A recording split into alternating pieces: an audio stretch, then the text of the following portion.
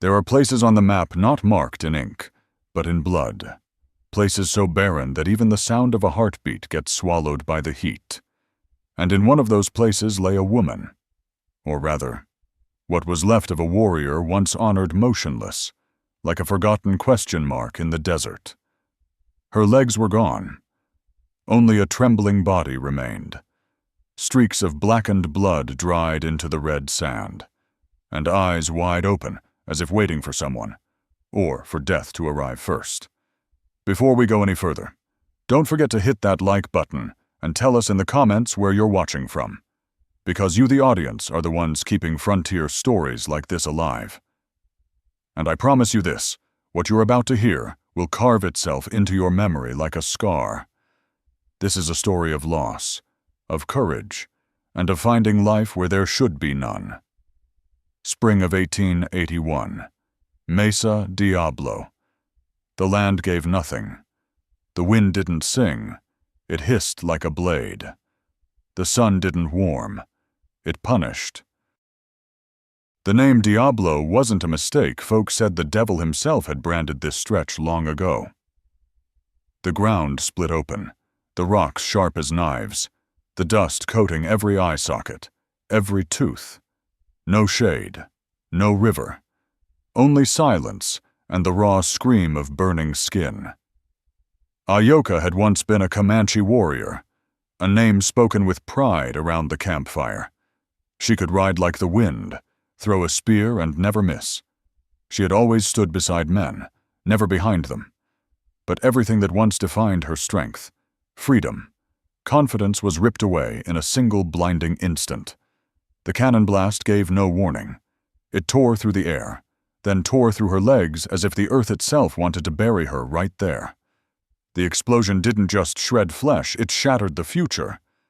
Pain hit like fire, and through it she heard her brother Kaya scream. It was his shaking hands that finished what the cannon had started, cutting away the mangled flesh to keep her alive a little longer. He left with tears running down his face. One last look, and then he was gone chasing the others into the hills, and Ahyoka was left behind. A single skin of water, a few leather straps, and the kind of pain that eats you alive. At first, she told herself it was right. No one could have carried her while soldiers pressed in. Her sacrifice gave the others a chance, but as the sun climbed and her wounds began to fester, that belief dried up faster than her lips. On the first night, she passed out in the howl of the wind, waking to find ants crawling across her belly. Her hands shook too badly to brush them away. On the second day, the sky stretched blue and merciless overhead while her skin blistered, splitting open under the sun. The dress that had once fit tight and proud hung in tatters, exposing flesh roasted by daylight. By the third day, her mouth was so dry no scream would come, and silence that was worse than the screaming. Silence meant the world had forgotten her. In that silence, she thought of Kaya, the brother who had left her behind but cried while doing it. She wanted to hate him, but she couldn't, not fully. That conflict cut deeper than any blade, another wound that wouldn't close. She asked herself if this was the end. Would anyone remember the name Ahyoka? Would anyone tell the story of a Comanche warrior who fell in Mesa Diablo? Or would she just become another nameless skeleton? Buried by sand and time, the pain grew so heavy it dulled itself, leaving her hovering between numbness and agony. But her spirit, torn and ragged, refused to give in. In the haze of fever, she realized she was still breathing. That meant something. As long as breath lingered, there was still a chance. A small one, fragile as the last drop of water in her skin pouch, but a chance nonetheless. On that forsaken ground of Mesa Diablo, Ahyoka was no longer a proud warrior, no longer a daughter of her people. She was just a human being, abandoned, waiting. Every gust of wind could carry the footsteps of death or the footsteps of someone else. And with all the despair left inside her, she kept her eyes open toward the horizon, clinging to one fragile hope that someone might arrive before it was too late. They say some roads are made only for the lonely, and Colt Mercer had been walking such a road for years. 3 winters back, on a bitter night. The small cabin where he and his wife lived went up in flames. He came home late from the field to find nothing but ashes, and within those ashes, everything he loved was gone. Since then, Colt had not smiled. He kept to a weathered shack outside the town of Red Hollow, avoiding people, living more like a ghost caught between the living and the dead. That morning, Colt was tracking 3 strays from his herd. The wind out of Mesa Diablo blew hard and dry, sharp as a blade. His horse, Old Bramble, halted suddenly, flaring its nostrils, ears pricked forward. Colt tightened the reins, his pale blue eyes narrowing as he scanned the ravine below. At first, he saw nothing but red dust and stone. Then came the sound, a faint rasp, somewhere between a human voice and the last breath of a dying animal. His hand brushed the butt of his revolver as he stepped carefully down the slope. Each rock tumbling under his boot rang like a knock on a coffin. And there she was, a figure broken, legs gone and wrapped in filthy rags, skin blistered raw beneath the sun, eyes wide but hollow. For a moment, Colt thought he was staring at a corpse, but then her chest rose barely, just enough to show life clung on by a thread. In that instant, Colt's heart wavered.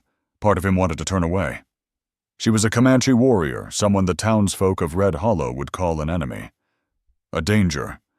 Bringing her home could mean trouble with the law, or worse.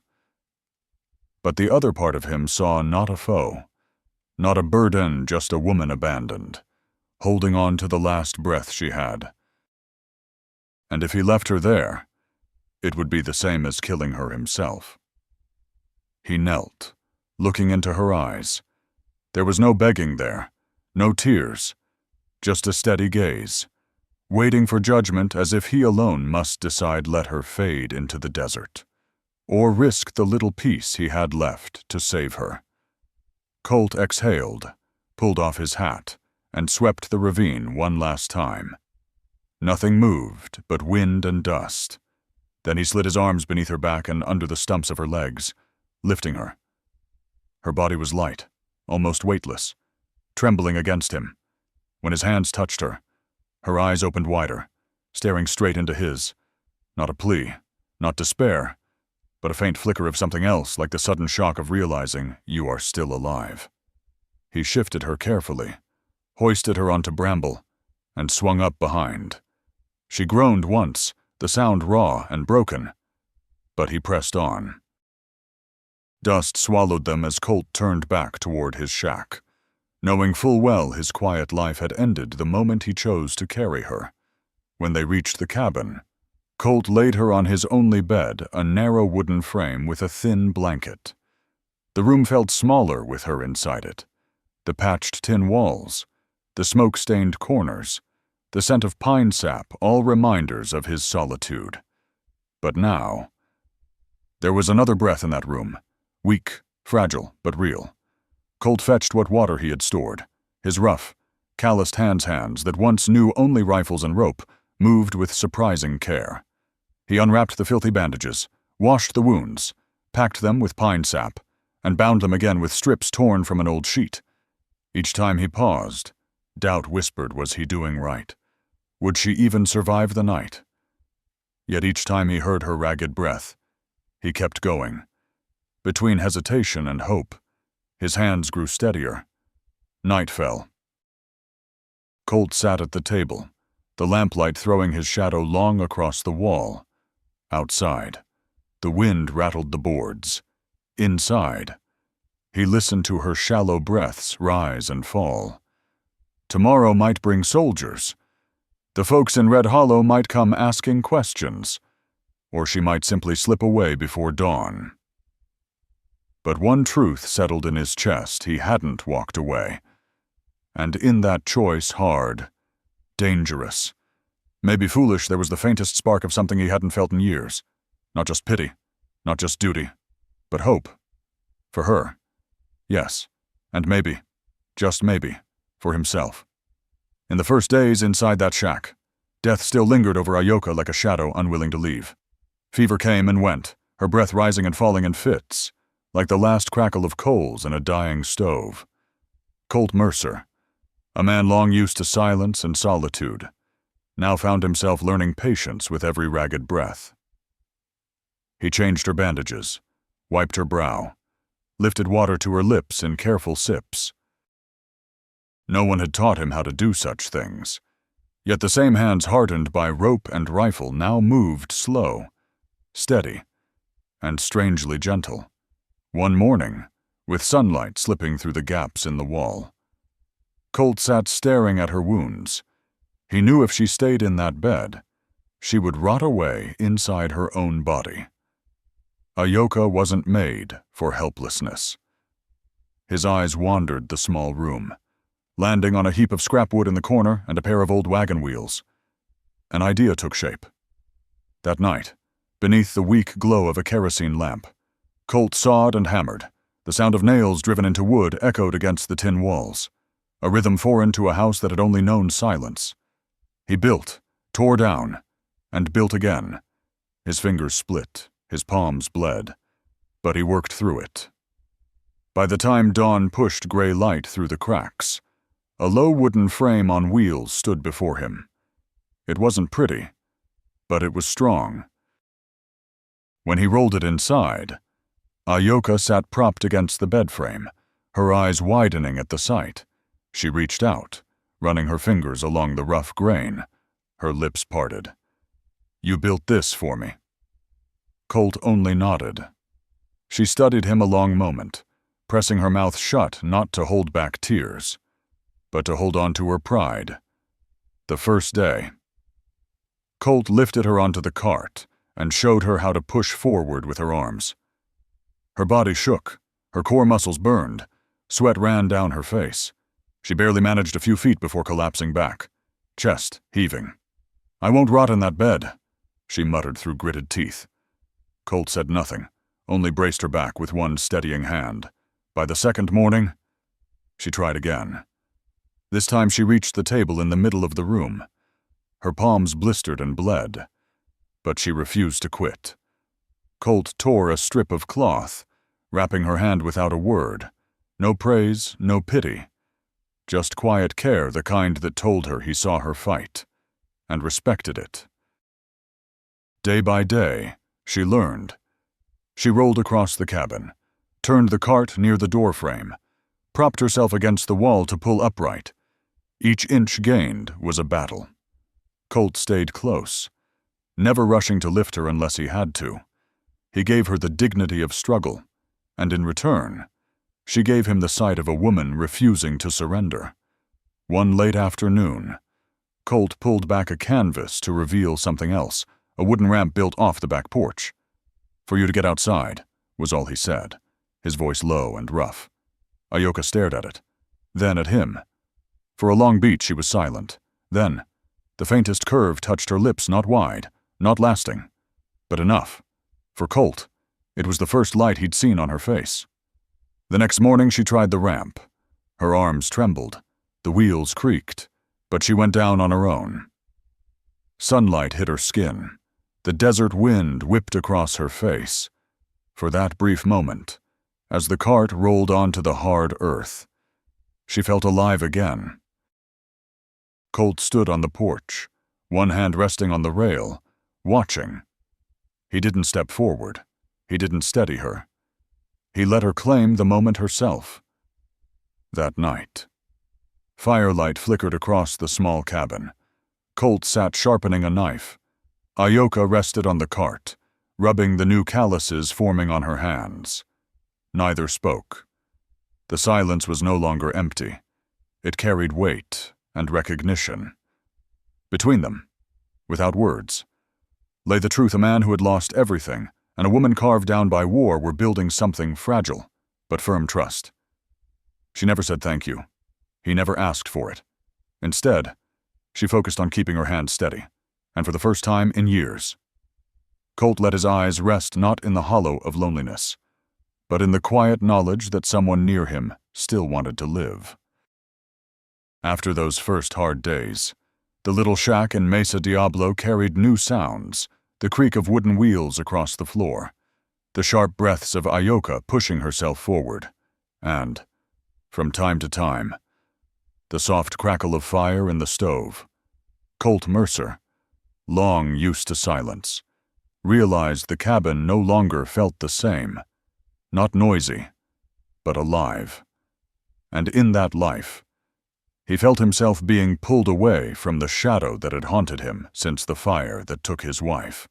One evening, with desert wind rattling the walls and lamplight throwing long shadows across the boards, Ahyoka sat on her cart, fingers working the small bone necklace around her throat. Her eyes were distant, as if she were looking through the walls to some far place. Colt sat near the stove, whittling a piece of wood, his knife catching the weak light. At last. She was the one to speak first. "You carried a rifle against my people, didn't you?"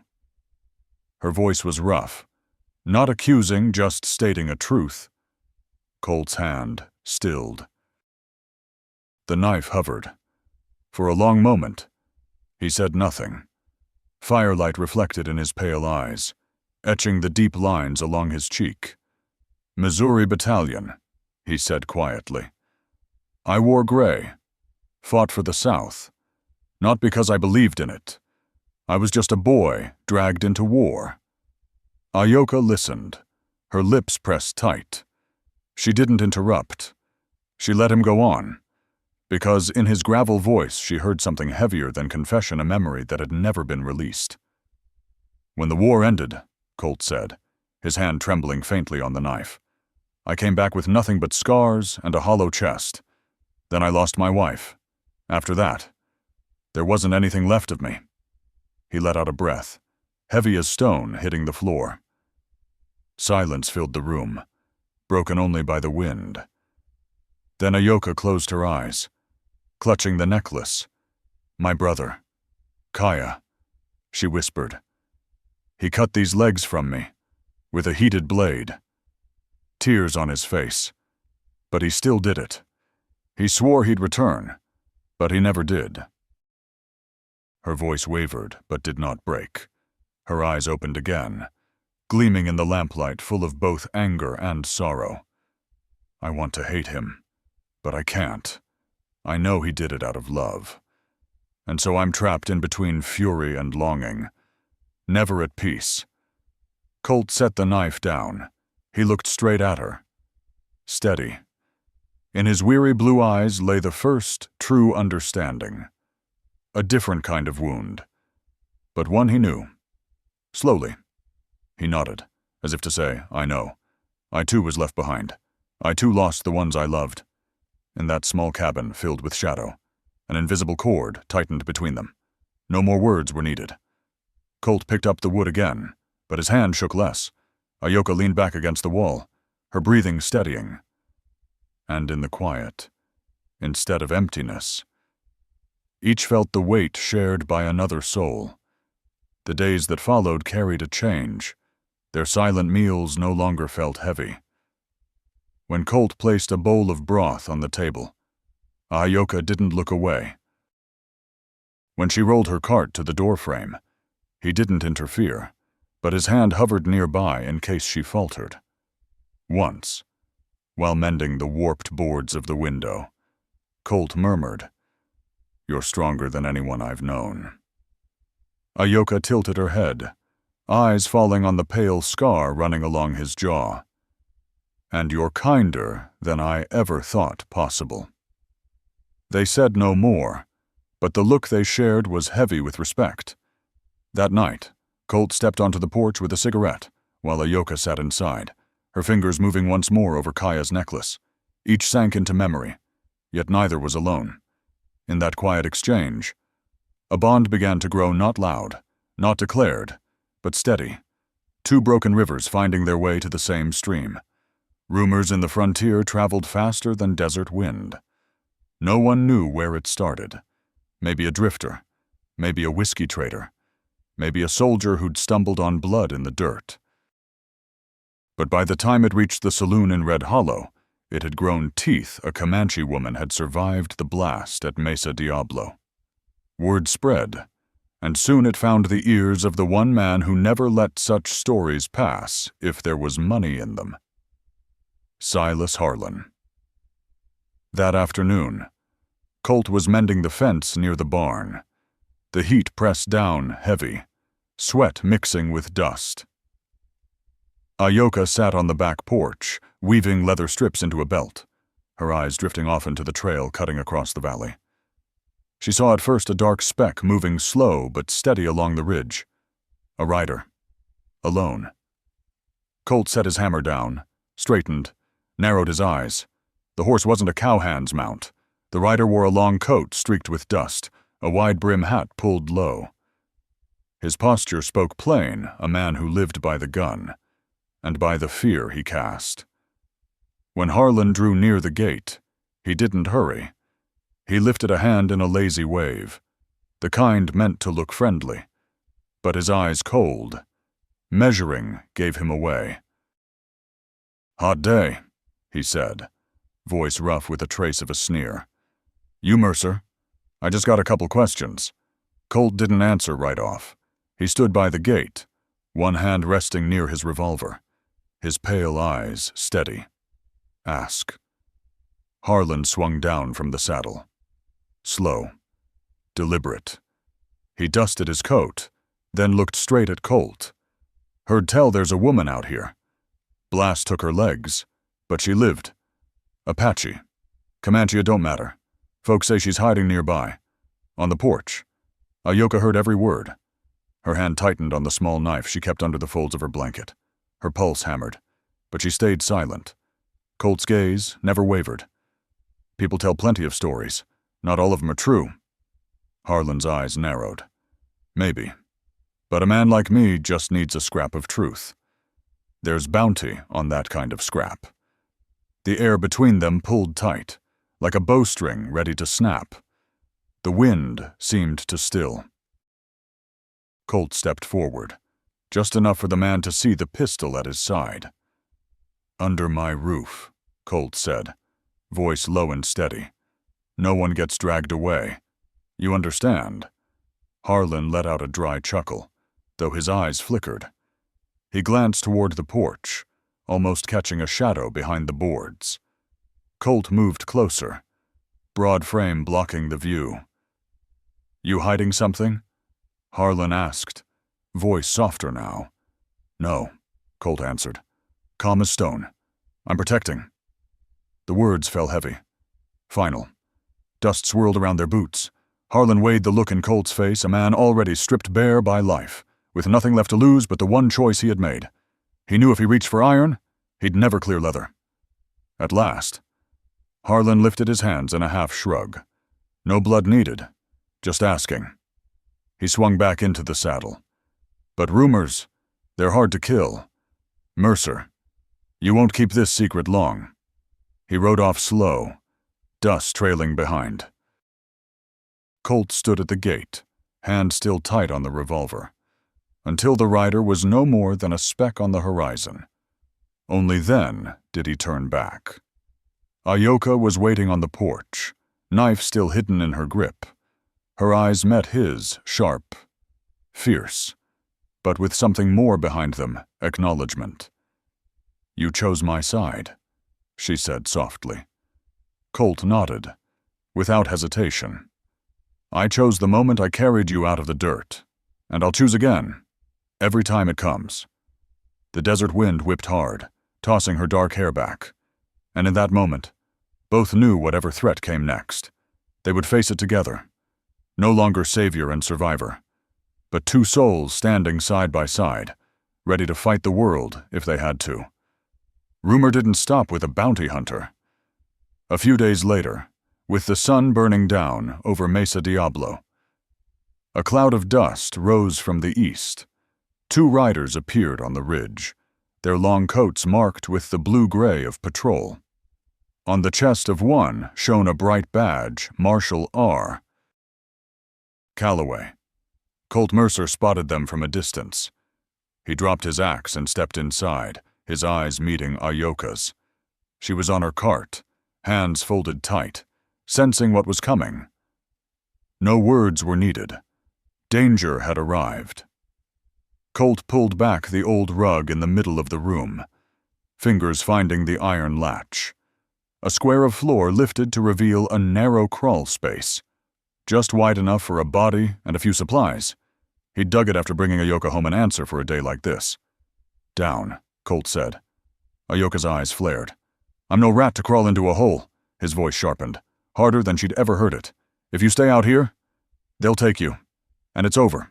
No argument. Get in." The steel in his tone left no room.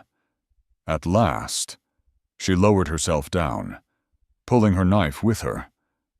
Colt dropped the hatch, slid the rug back in place, and straightened, just as a heavy knock shook the door. He opened it slow. 3 men stepped inside. Calloway at the lead, a broad-shouldered man with eyes like a blade's edge. "Heard tell a Comanche woman lived through Diablo," Calloway said flatly.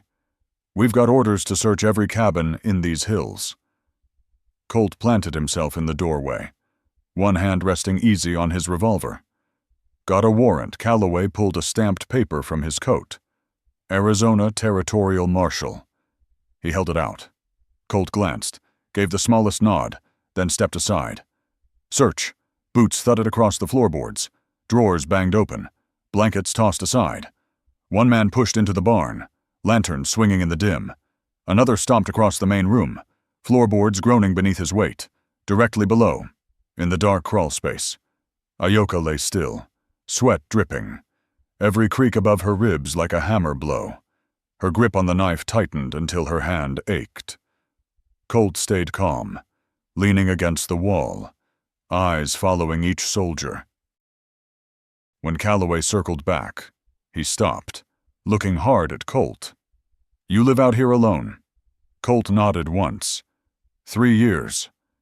The marshal's gaze drifted across the room, the hunting rifle by the door, the old boots by the bed, the chair with its legs cut short. His eyes narrowed as if weighing a story, but Colt never blinked.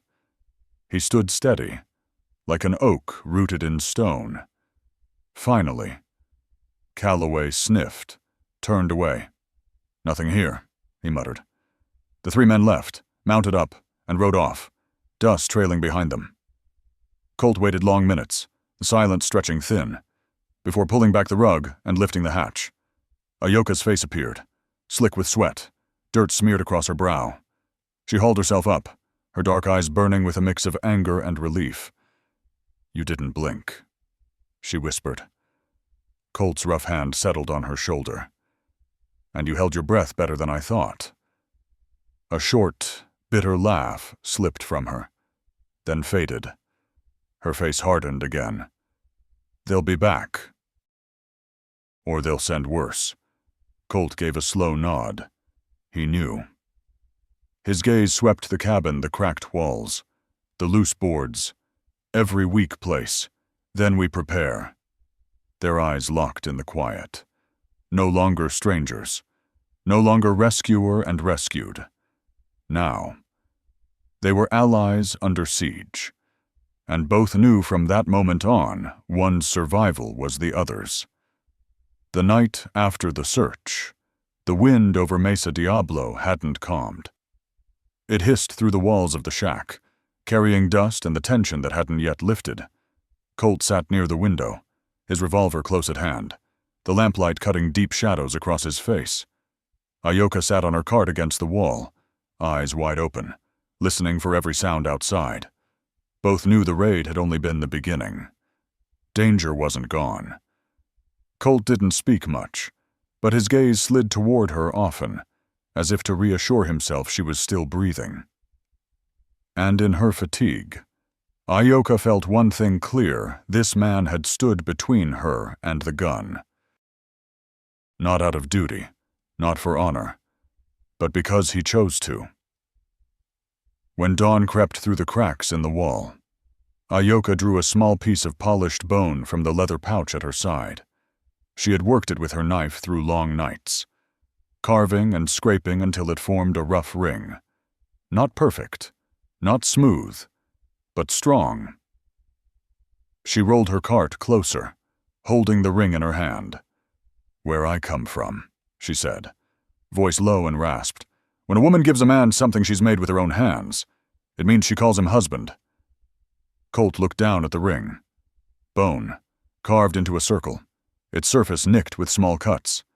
He stared for a long while, pale eyes steady. Then he reached out, rough calloused fingers lifting it, and slipped it onto his own hand. "You've done more for me than any husband," Ahyoka whispered. "You didn't leave me to die in the desert. You didn't let them take me away. Under this roof, I'm alive again. For me, that is enough." Colt swallowed, his throat tightening. Words didn't come easy for him, but he laid a hand on her shoulder, squeezing gently. "Then maybe," his voice rasped, "I've been your husband since the day I carried you out of the dirt." The silence that followed wasn't empty, for the first time since stepping into his cabin. Ahyoka raised her head and met his eyes full, and Colt, for once, did not look away. That evening they ate together by the fire, just a thin soup, a few slices of hard bread, but the taste was different. Ahyoka ate slowly, glancing at Colt across the table. Firelight flickered over his weathered face, the lines at his eyes, the pale scar along his jaw. None of it felt strange anymore. When the meal was done, Colt fed another log to the flames. The fire leapt, warming the room. Ahyoka pushed her cart closer, closing the space between them to the length of an arm. She placed her hand on her scarred fingers against his sun-browned skin. Colt looked down and did not pull away. "They'll come again," she said, firm but quiet. "Maybe with papers, maybe with rifles. But if you still want me here, I won't run. I'll stand beside you." Colt turned his hand, lacing his fingers through hers. "I already chose," he said, voice steady as iron, "and I'll keep choosing, no matter what comes." That handclasp wasn't romance dressed in words. It was a covenant, forged silent and unbreakable. In that shack, under the flicker of firelight, two people carved down by loss found something solid, something that felt like a home. When the flames burned low, Colt pulled up the low chair beside her. Ahyoka leaned against his shoulder, letting her body rest for the first time without fear of waking to pain or nightmares. Outside, the wind keened through the valley, but inside, warmth spread, warmth of trust, of belonging, of a family born in the middle of the wilderness. Weeks after the search party rode off, the valley of Mesa Diablo grew quiet again. The wind still howled, dust still painted the land red. But inside the shack, breath no longer came in panic. Ahyoka had mastered her wooden cart, her hands hardened and steady. Colt, after years of living like a recluse, found himself each morning not only tending the horses, but stepping into the kitchen, checking if she needed anything. Small things, but from such small things, a home begins. One morning, Colt decided to do what he'd put off too long, take Ahyoka beyond the porch and the back ramp.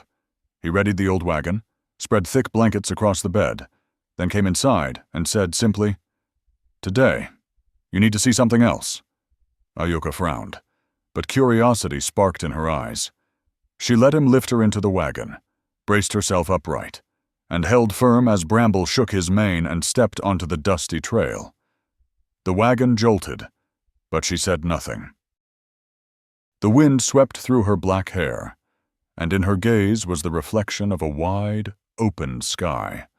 They rode nearly an hour past low hills, past patches of sunburnt grass until the sound of water rose. A clear creek wound its way around the roots of an old cottonwood. Colt reined in, climbed down, and carried her to a blanket laid on the grass. "I used to bring my daughter here," he said, his voice low. She liked to watch the frogs, never caught one. A rare smile touched his face. Ahyoka's hand skimmed the water's surface, cool against her skin. "You've never told me her name." "Mira." Colt answered. "She died with her mother in the fire. Since then, I thought I had nothing left worth holding." Silence settled. Leaves stirred in the wind. The creek whispered like an old memory. Then Ahyoka turned to him, her voice steady. "You still have something to hold. Me. And I want to hold you, too." Colt met her eyes and saw more than a woman missing her legs. He saw a spirit unbroken. For the first time in years, he felt not just survival, but life itself. They lingered there a long while. Ahyoka pulled small bone beads from her pouch, carving new shapes with her knife. Colt watched, realizing she was adding to her necklace. "I want more beads," she said softly. "Each one a memory that cannot be taken. And you are part of that now." When the sun leaned westward, Colt carried her back to the wagon. On the ride home, she whispered like a vow, "I don't want to just sit and wait for danger. I want to build something. A real home. A garden. Chickens. Maybe rows of corn. I want Mesa Diablo not as my grave, but as my home." Colt tightened his grip on the reins, eyes on the long red road ahead. "If you're ready, I'm ready too. Not just to protect, but to begin again." That night, they shared a simple meal bean stew and scorched cornbread, but it tasted different. Firelight cast warmth over their faces. They were no longer fugitives from fate. They were two people preparing to live. Ahyoka touched the bone ring on Colt's hand, then looked deep into his eyes. "I called you husband. Now I want to call this place home." Colt squeezed her hand gently. "Then we begin today." And so, in the harsh land of Mesa Diablo, Colt Mercer and Ahyoka moved from despair to a new beginning, from two souls abandoned. They found in each other the courage to turn a desert into a home. The fire in their small shack did more than push back the dark. It lit a promise that even in the hardest soil, life and love can take root. If you feel the strength of their story of choice, trust, and connection, share your thoughts in the comments. How do you imagine Colt and Ahyoka building their new life in Mesa Diablo? A green garden rising from the dust, or a home that opens its doors to others who've been left behind? And don't forget to like and subscribe. So their journey doesn't end here, because what you've seen is not the ending. It's only the beginning.